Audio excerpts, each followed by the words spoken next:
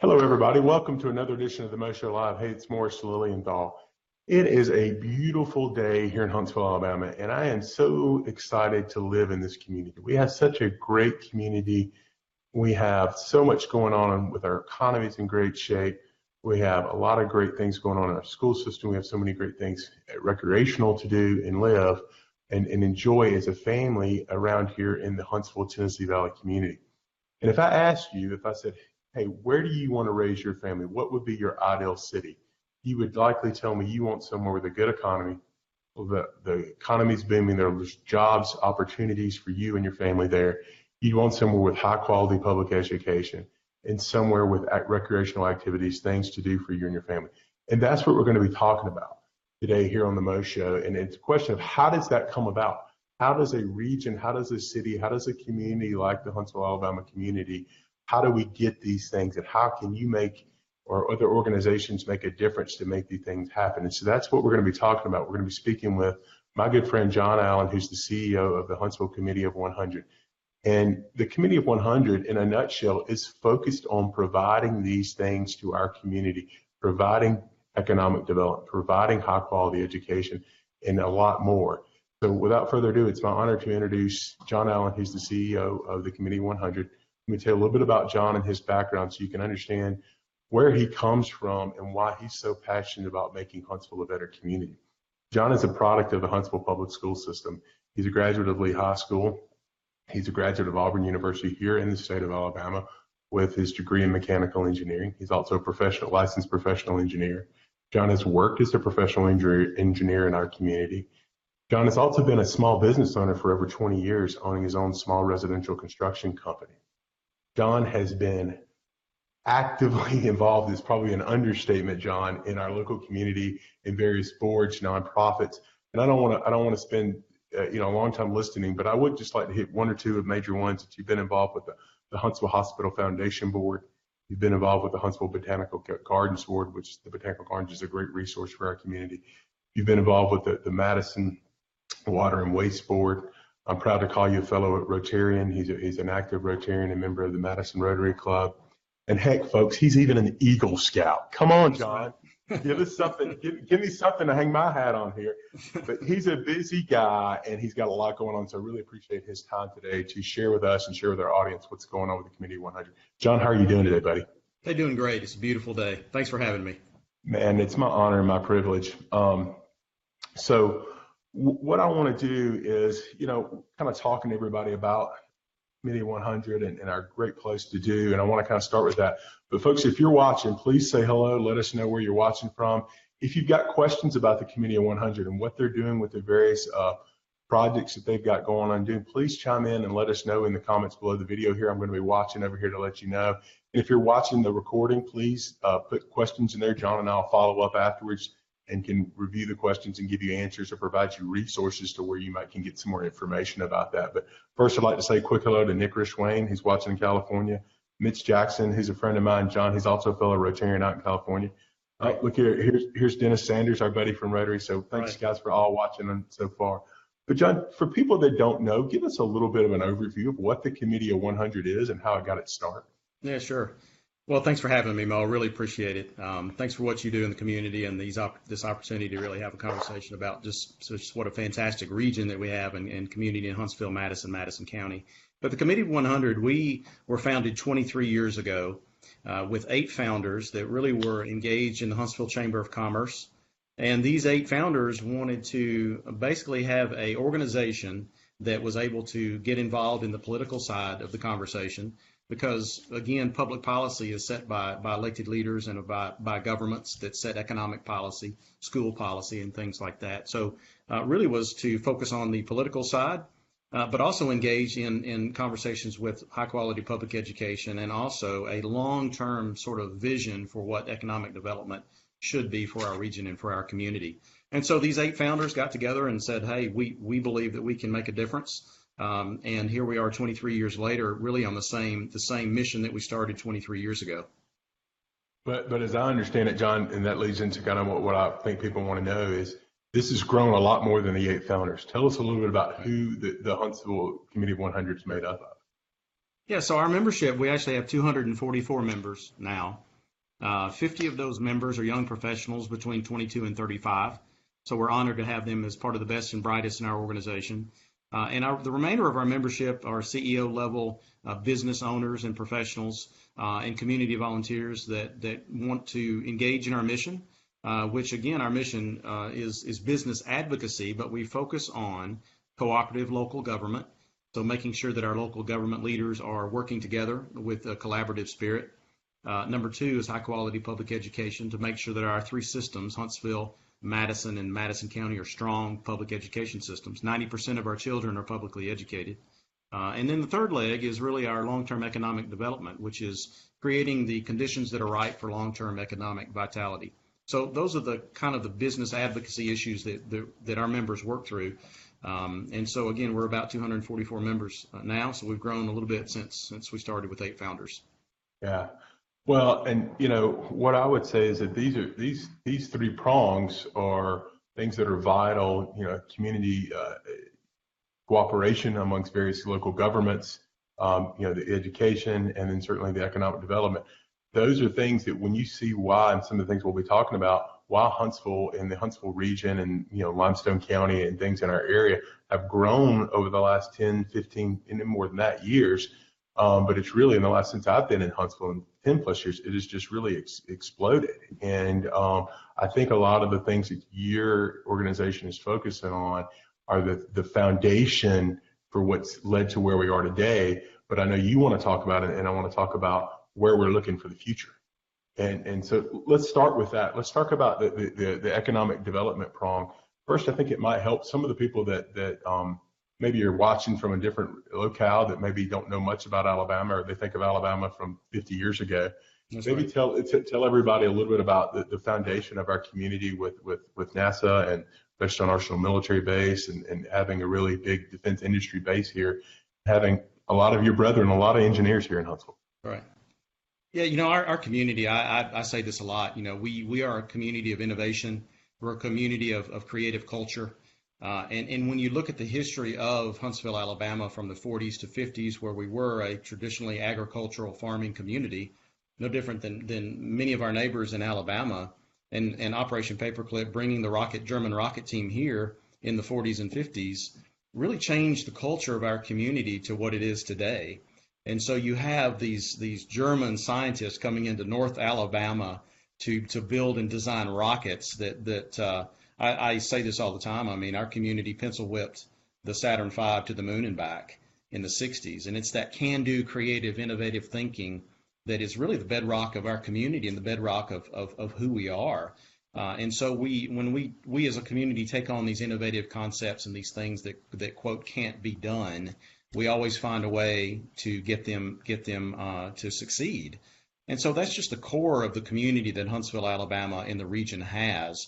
So now that we're the highest per capita engineer in the country here in North Alabama, we have a thriving defense market. We have a thriving economy in many different areas, from manufacturing, advanced manufacturing, and others, and diversifying our economy. And so, but again, the bedrock of that is again the really shift from the agricultural aspect of our community in the late 40s and 50s into this high-tech, innovative, creative mindset, can-do spirit of our community. And so when we have opportunities like Mazda Toyota that was driven by a loss of a Volkswagen, we put our noses to the grindstone and said, how do we put the pieces in place today that's going to pay off in the future later? And to have the type of leaders that really share in that collaborative can-do spirit is crucial to the election cycle. That's why we engage ourselves in politics, to have the right business-oriented leaders that are willing to look and cast a vision downrange to where we want to be as a community.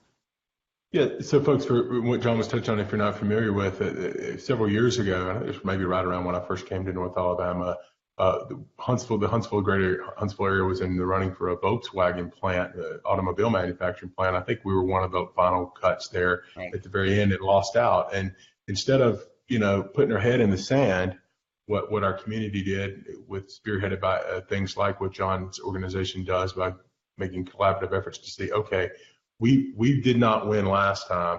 what do we need to do for the future when the next opportunity for an automobile manufacturing plant comes available?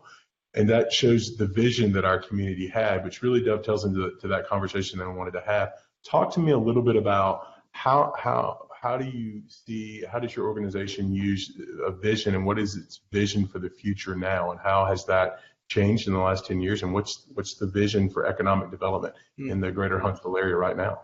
Yeah, when I joined the Committee 100 in 2002, I was living in Madison at the time, and there was a handful of us that also joined the Committee 100 then, and really the conversation was starting to grow when we were talking about regionalism.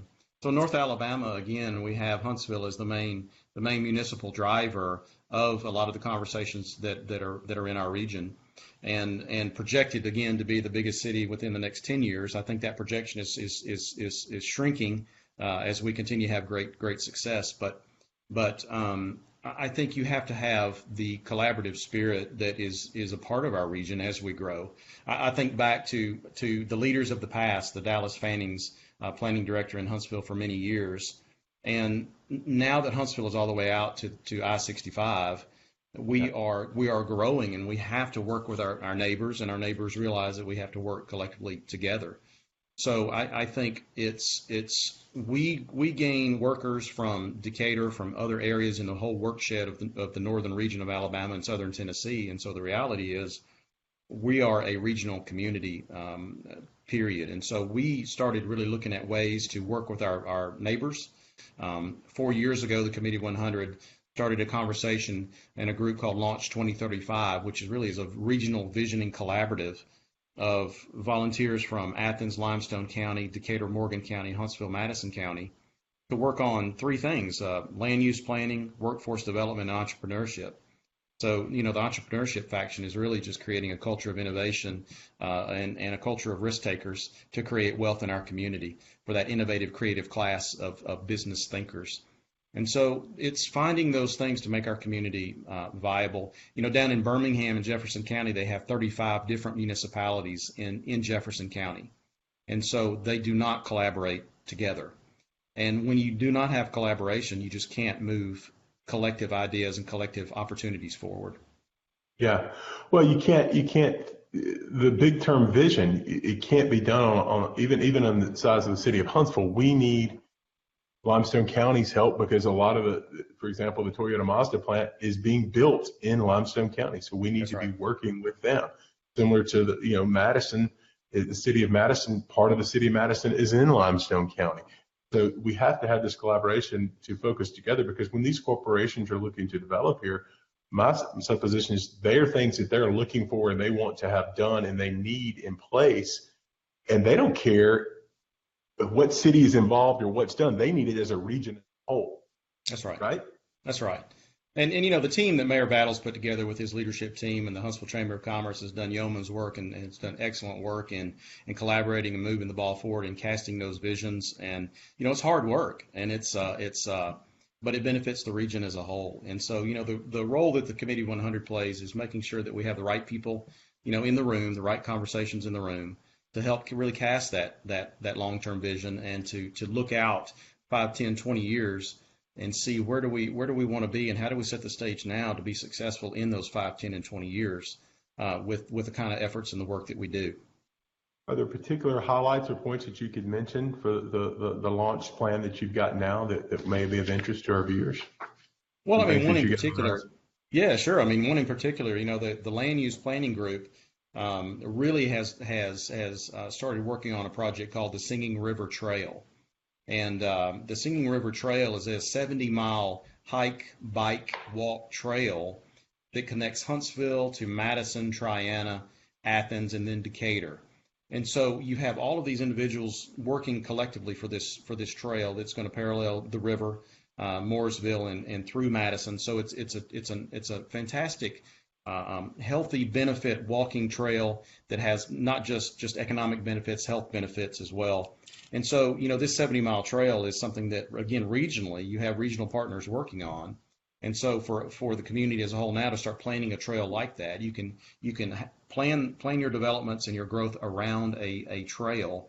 And many will tell you that we're behind the curve when it comes to regional trail systems like this as well in some of these other peer group cities that we look at. Yeah. Hey, folks, if you're just now tuning in, our guest on the Mo Show Live today is John Allen. John is the CEO of the Huntsville Committee of 100. And we're talking about how his organization works with local leaders, local industry to build economic development, to provide high quality public education and recreational foundations such as this trail that you're talking about. That's really exceptional, John. And I know that I hear a lot of people enjoy a lot of the recreational things that we have here, but I think as our community has grown, we see that we need more parks and more green space in our areas. And as I've talked to with some other guests before, I mean, even just general ballpark recreational space we're running out of all over the place. Talk a little bit about, this economic development prong. How are you able to, and how have you had some success with getting community leaders from various cities such as Decatur and Athens to get along with Madison and Huntsville? Because a lot of times it seems like there is a, no pun intended, battle, with our mayor's name being battle, amongst trying to fight for industry or fight for certain things in areas to get people to come into their community to provide the tax dollars to their specific. How do you have that greater vision that what's good for the one can be good for the whole there? That is really the root of the conversation of what Launch 2035 is trying to do. But I think the way you have that conversation is that every community is different. Every community has something that's vital to the core of their community, the Madisons, the Athens, Decaturs, and others. But for instance, when you look at the workforce shed, it's a collective region. And so it's not just coming from Huntsville or Madison. There's influx into the arsenal. There's, I think, 8,000 cars coming from Decatur every day, Morgan County. There's 8,000 cars going into Decatur, Morgan County every day. So we're sharing workforce, we're sharing sales tax dollars. And I think some of the challenges in when we're, really looking at retail establishments and retail development is the structural budgets of our municipalities are driven by the sales tax dollar. So the bulk of your funding comes from sales tax, and so that's why it makes economic development and retail development, commercial development, so challenging sometimes. Or it looks like that people are really fighting for that dollar, and they kind of are. But each community has different things to offer, and so each community plays on the strengths from those pieces. So that's where a lot of that challenge in collaboration comes from. But I think it's exterior organizations like ours that continue to put people together in the room intentionally to make sure that we're seeing the same vision moving forward. Well, and for those watching, if you think about it in those terms, where Huntsville may have some advantages, some things that it can do and offer from either land development and tax incentives and things to a Toyota Mazda that maybe a smaller metropolitan area like an Athens couldn't do. But the benefit to having Athens, for example, or Limestone County cooperate in the efforts to bring a industry with a $1.6 billion plan here is you think about all the jobs it may provide for people in their communities. And it's not just the direct jobs at that plant, John. There are going to be so many tier suppliers they're going to locate here. Maybe some of those smaller suppliers located in those other smaller municipalities. So there's going to be a lot of windfall and a lot of benefits to everybody out. It's just going to trickle out through the other communities in the area too. Yeah, it's a transformational project. I mean, it really is. It's a project that if you haven't been out toward Greenbrier lately and looked at the land clearing and the roadways and things, Greenbrier Parkway that have been built out there, it's going to be a transformational project for the community. And so, we really need to continue to start the rhetoric and continue the rhetoric about transportation, Highway 72, and I-565, which are two east-west corridors, which are our main east-west corridors. But those really are the infrastructure needs that we need to move up from. I think it's on the books for 2043, but the reality is we're going to be needing to move that up on the books quite a few years. So that's something that collectively and collaboratively the community as a whole and the region as a whole can have a conversation behind. Yeah, and I know Mayor Finley of Madison and I spoke about some of a lot of the traffic flow that's going to be created, people coming and working in Madison going out to the plant, that there's going to be a lot of traffic flow issues and infrastructure issues that's going to create. A lot of what we're talking about, I think really hinges on the third prong that seems to be a central focus of your organization, and that's education. you and I have had this discussion many times at morning at Rotary, talking about, my passion for education because my wife's a school teacher. And I was privileged to speak to Mayor Finley about it, and was privileged to speak to Robbie Parker, who's a superintendent of education out in Madison, about why having a thriving, quality public education is so important to a community. Talk to us a little bit about why you and your organization feel that that's so vital. Well, I think, again, a statistic I mentioned earlier is 90% of the children in our community, Huntsville-Madison, Madison County, are products of public education. They're in the public education system. Teachers are on the front line of delivering instruction every single day, and they do yeoman's work, and they have over the years been asked to do more and more and more and more. And the level of instruction now and the type of public education now versus when we went to school too is different, and our youth culture is different. And that's not a bad thing. It's just, it is what it is. And so we as a community have to value educators. We have to value public education. We have to value the work that they do, because we have creating our own workforce through our school system. We have opportunities for college and career readiness that are available for interns and co-ops. And so there's great work that's being done throughout our public school systems. And so when people come to the community and they say, I want to be in Huntsville, Alabama, the first thing they do is Google public education in Huntsville, Alabama, and they start looking at schools. Where do I want to live, and why do I want to live there? And so it is a defining factor of why people want to move here. So it's an area that we can't let up the throttle on. We can't turn a blind eye to any challenges or issues that may be out there in our public education systems, and we have to tackle those head on to continue to bring opportunity for all in our school system environment. I think that's a good point to make at the end there, and it was something that I spoke to Robbie Parker about. It's also something that I spoke with Huntsville City Councilman Devin Keith about, and that is that, making sure that every child in every school in each of the three school systems, and folks, if you're watching from outside of our area, we have the Madison County school system, then we have the Huntsville City school system, and then the city of Madison has its own school system. But we want to create an environment where when you look to relocate here with your family for a new job or for whatever reason, or to retire here like a lot of people do, the education system benefits everybody, even our retirees, because it makes your home value and property value and everything else go up. But there should be no bad school. We want to have every child that's going to school, whether they're in different parts of the districts in the city of Huntsville, should have the same opportunities as children in the best district you might see now. There should not be that school in the school system. And I know you agree with that. Talk to us. I know you were telling me before we got started here today about some exciting things that your organization is doing to foster providing some more insight to the public school leaders and the leaders in our community about why we need better public education. Well, we have a Creative Cities Fund, which is the philanthropic arm of the Committee of 100. It's a 501c3. And this group has been spun up since 2014. And this year it was established really to do two things only. One, create a culture of innovation and economic development in the community. And number two, create a culture of innovation in public education. And so this fund, by being able to raise dollars and raise funds to create that innovation in education, is a focus of our 2018 event, October 24th, this year at the Jackson Center. But kind of leading up to that conversation, what we've really been talking about the last 6 or 7 months, as I've talked to a lot of community members, our school board leaders, superintendent and others, is really what are some defining things that will change the delivery of instruction and provide that continue to provide high quality public education to our students. And it really starts to center around a conversation about culture, and it centers around a conversation about culture change. Because we have to understand that schools are different and the youth culture is different than today. So our event in the fall is going to be talking about, we're going to have an expert that's going to tell us about culture change in the national perspective, what that looks like, culture change from youth violence to school safety, mental health, mental awareness, suicide prevention.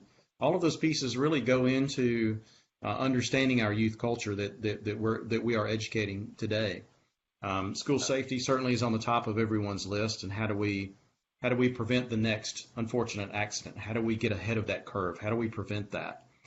So we have to understand that at a bigger rate.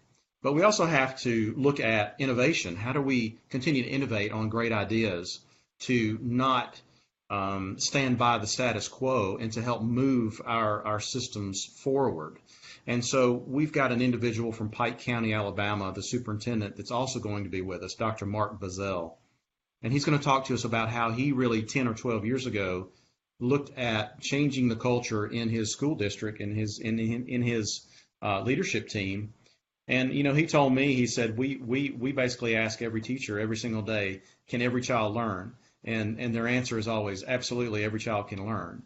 And that's true. And so when you have a culture that really blends in that concept of every child can learn, then it changes the way instruction and delivery of instruction is provided. And so the third leg is really we've got to find a way to get inside of our schools, have conversations about culture with our kids. And so we've got another individual that's going to be with us too from Coleman, John Williams, that's going to help us deliver peer-to-peer mentoring inside the walls of our classroom. But one thing I mentioned to you earlier, Creative Cities Fund is actually funding a teacher poverty simulation for professional development for Huntsville City school teachers in June, July, and August of this summer. It's a 2.5-hour session that I went through when I was in Leadership Alabama, and it really shows you live through basically a week of life in poverty, and you understand how difficult it is, how emotionally tiresome that it is, how challenging that it is to live in poverty. And many, if you've never been a part or understand or have a comprehension, this training will certainly allow a lot of empathy toward students that are in poverty. And I think it's going to change behavior in the classroom from understanding what's happening with a child that's hungry or a child that is living in a situation that's just a little bit different than we could even understand or have a perception of. So we're honored to be able to partner with Huntsville City Schools in this, but we want to be a collaborative, cooperative partner to help our system move forward. That's awesome, John. And I think a lot of people don't realize that these things are going on in our local schools. I mean, we think of Huntsville, Madison County, Madison as a more well-to-do community, and certainly maybe there's a pocket here, a pocket there, as any community you have. But I think what people lose sight of, and my wife tells me about it often, that there are children every year that she sees, and that other teachers around, all the school systems here, the three main school systems, they have children coming in to their class hungry. They have school systems where they don't have the support that would be best for them in their home life situation. And understanding how to best provide instruction and the things that child needs will give them a better launching pad to learn and to get out of that environment to better themselves. Because if you keep churning the same materials in the same manner, in the same fashion, we're going to end up with the same results. That's correct. That's correct. So we're eager to partner with our systems and eager to help in that conversation. And of course, Huntsville City Schools this summer has an election of their school board districts 2, 3, and 4, and currently they have an interim school superintendent, Christy Finley. And so in the next 6 months, they'll be looking for a permanent superintendent again in the city of Huntsville. So that's a process. And all of these different school systems, they have different governing boards. Madison has a appointed board and appointed superintendent. Huntsville has an elected board and appointed superintendent, and the county has an elected superintendent and an elected school board.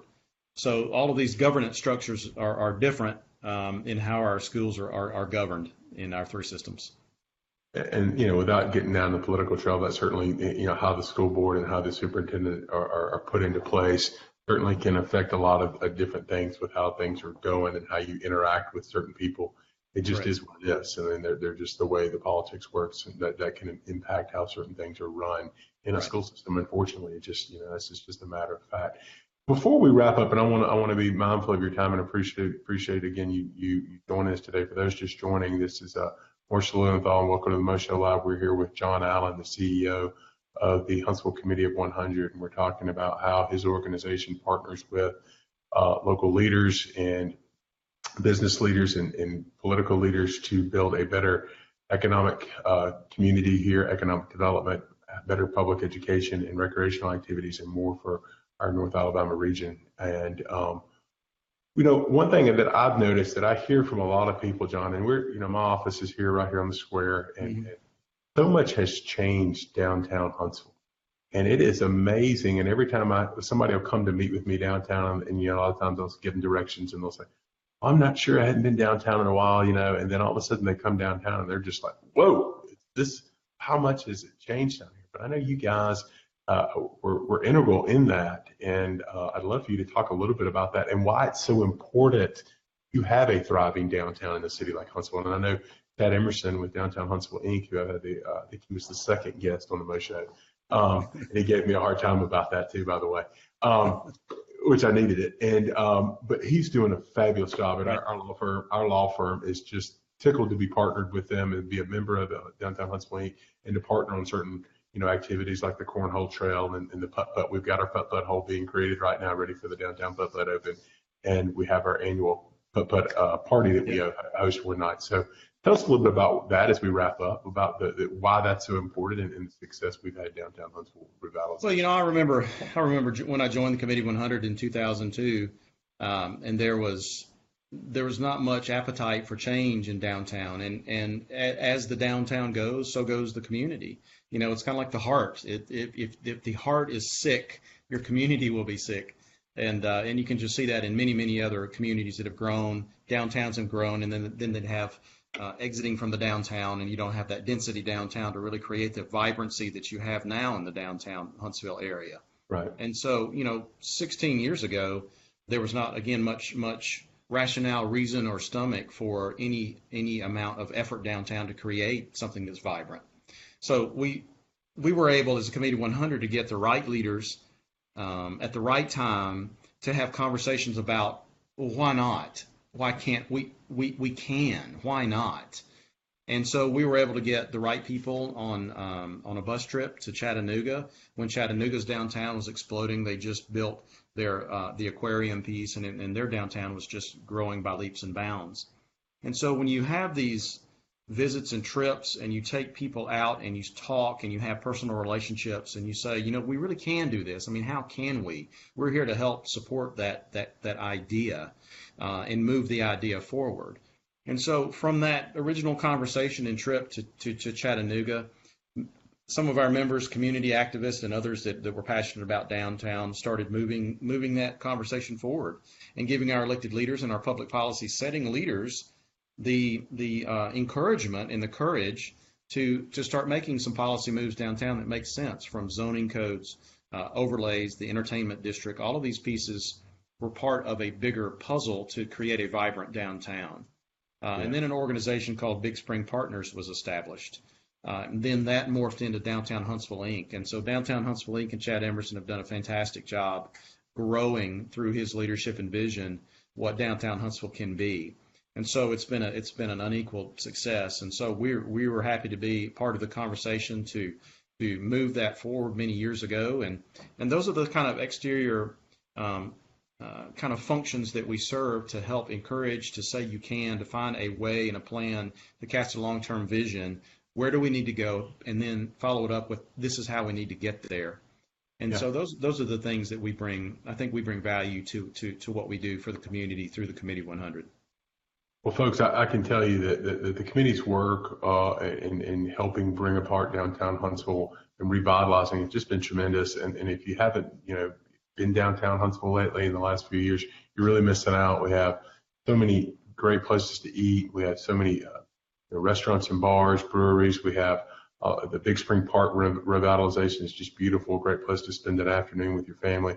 And then Chad's organization, Downtown Huntsville Inc., offers so many fun entertainment things to do. They're usually almost always free, John. Mm-hmm. And so, check out Downtown Huntsville Inc. and check out some of the great things that we've got going on downtown Huntsville this summer. Some of the free events and concerts in the downtown putt, but I don't think you'll be disappointed at all.